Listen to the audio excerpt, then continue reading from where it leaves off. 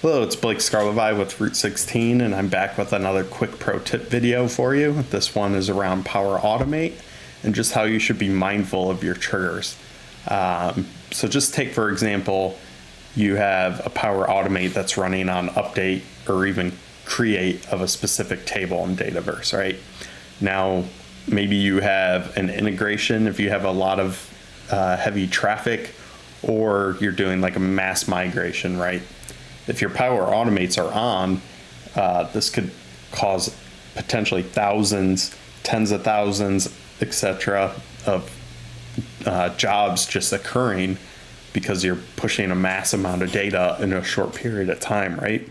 And we've seen where those jobs can just kind of get clogged, where they're just like delayed and running and potentially several hours and days. It just all depends. It depends on what your Power Automate is doing as well. When I've seen it, it's when there's a lot of Dataverse actions being done, right, because of the API limits. So if you're just having like thousands of jobs running back to back in seconds, and each job is doing X number of Dataverse calls, you're going to run into the API limits, and they're just going to be delayed, potentially timeout, etc.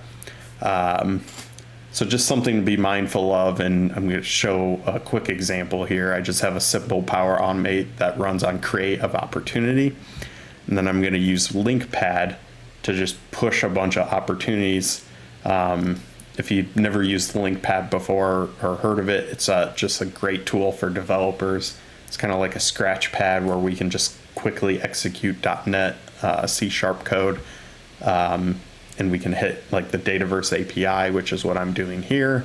And I'm gonna do 5,000 opportunities and do creates. So I'm gonna go ahead and execute this. There we go. And then while that's running, I'm gonna refresh, and we should be seeing a bunch of jobs coming in here. Maybe. Let's see. Yeah, it's creating right here. There we go. So as you can see, just jobs just constantly, because I'm pushing 5,000 as fast as I can. And as you can see, they're kind of like, there's no like rhyme or reason really on when some are succeeded before others. Some are just kind of still running. Now this shouldn't cause 5,000 shouldn't cause too much issues, especially because my flows like aren't doing too many Dataverse calls. But if you have some really complex ones that are doing dozens of API calls, then that's where you're going to run into more issues, right? So what you can do in this scenario, if we go back to the code, I'm going to stop this. What we can do is bypass Power Automates. We've also can bypass plugins.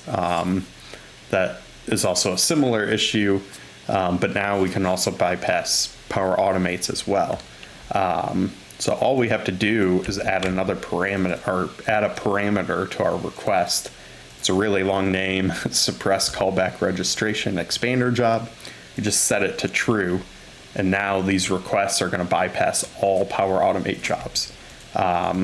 So the kind of scenarios you would use this in is like a migration, right? If you're just going to push thousands, maybe millions of records, you probably don't want all of those Power Automates to trigger. So the best case, or the best thing to do, would be to build the Power Automate logic into your migration, and you can bypass those Power Automates. And this is a scenario too where maybe you can't turn the Power Automates off, or you don't want to mess with that because you could forget to turn them on or whatever. Like if you're in production already and you don't want to turn them off. Otherwise, yeah, you could just turn all your Power Automates off, and that would obviously not let them trigger either. But in this case, I'm going to bypass it. So now I'm going to run it again. We should see, so the last one was a minute ago. So we'll keep refreshing this, and no job should be coming in. make sure this is still executing. So we're creating right now. Come here, still no jobs are coming in. Last one was a minute ago, so it's looking good. So it's just something to be mindful of. And in the documentation, Microsoft has a warning about just make sure you know what you're doing, basically, right? Because you could have business users that are creating their own Power Automates. You're going to be bypassing those Power Automates as well, right?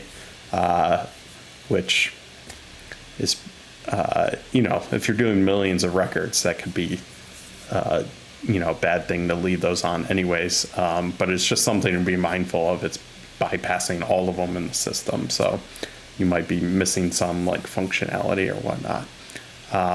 But there you go. Another quick pro tip for you. Thanks for watching.